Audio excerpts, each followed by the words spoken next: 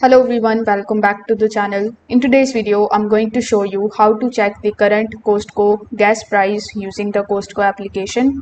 So inside your Costco application, when you log in into your account, you will find the warehouse button in the bottom.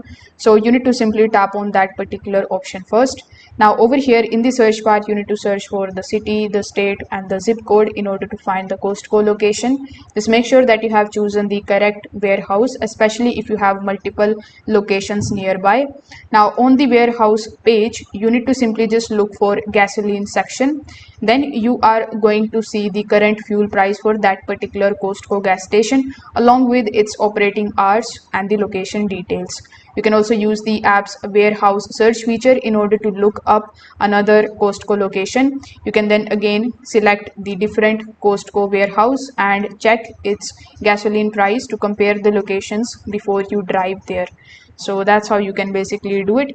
If this video helped you out, make sure that you like this video and subscribe to the channel. Thanks for watching.